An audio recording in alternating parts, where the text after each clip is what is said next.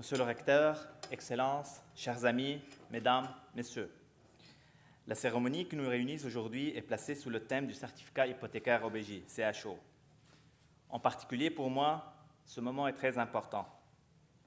En premier lieu, parce que j'ai pu assister aux différentes étapes du CHO. En second lieu, parce que je me retrouve avec des professeurs et amis sur un terrain qui m'est cher, l'USJ, comme si les astres se sont alignés ce soir.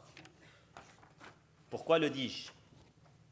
Premièrement, parce que cette cérémonie se déroule à l'Université Saint-Joseph de Beyrouth, où j'ai passé 5 années d'étudiant en gestion, en tant qu'étudiant en gestion, et où l'enseignement et la bonne humeur ont, sans contredit, forgé la personne que je suis devenue aujourd'hui. Deuxièmement, parce que c'est en présence de Jean-François Gou que le débat de ce soir a lieu. Jean-François Gou, pour ceux qui ne le savent pas, a dirigé mon travail de recherche en doctorat. Il m'a encouragé, avec son regard bienveillant, à étudier les chocs monétaires et la transmission internationale des crises financières, bien avant que la crise de 2008 ne se produise. Et c'est à côté de lui que pendant 4 ans, j'ai appris à voir le monde avec le regard d'un économiste. Troisièmement, parce que son Excellence Mansour Leptech nous a honorés de sa présence. Ce monsieur, très inspiré par les écrits de Jean-Paul II, œuvre depuis de longues années pour une économie plus productive, mais aussi plus juste. Très grand ami, je travaille à ses côtés depuis 5 ans pour donner plus de place à l'espoir dans notre pays.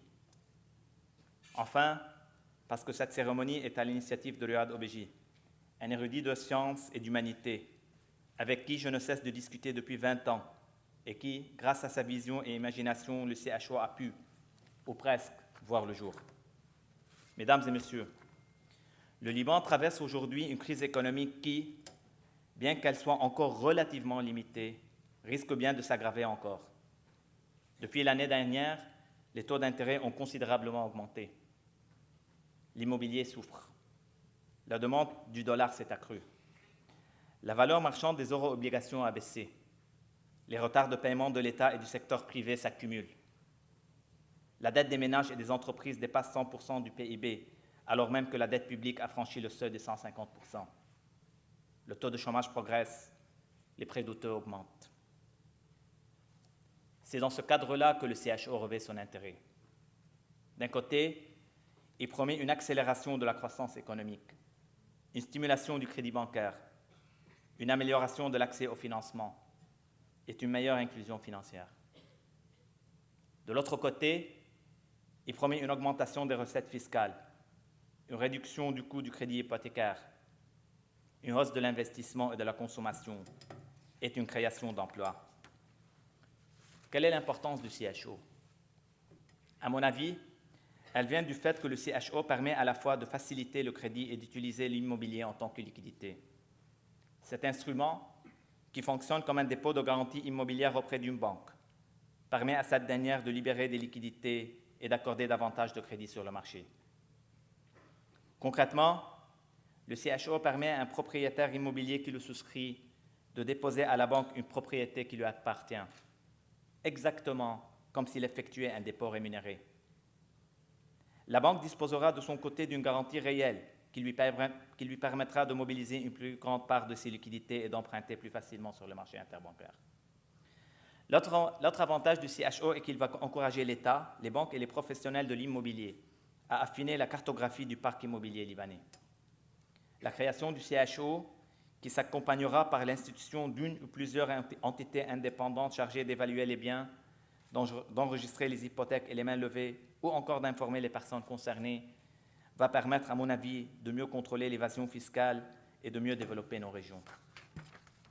Dans le débat qui suit, le professeur Jean-François Gou, professeur émérite à l'Université Lumière Lyon 2, le docteur Samir Nasser, président directeur général de l'ECE Capital, et le docteur Riyad Obeji, président du CHO Advisory à Sahel, répondront à nos questions et questionnements.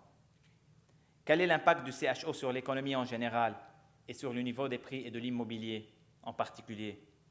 Quel est son impact sur le crédit? Comment réduire les risques inhérents de l'introduction du CHO? Où est-on dans la mise en place du projet, etc.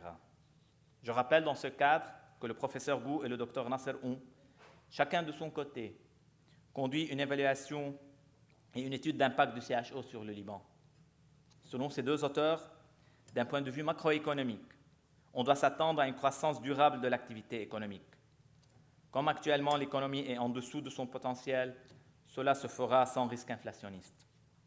Afin de mieux comprendre l'étendue du CHO et son impact sur l'économie libanaise, j'invite le professeur Bou et le docteur Nasser Obeji à se joindre à moi et vous souhaite tous une très bonne continuation. Merci.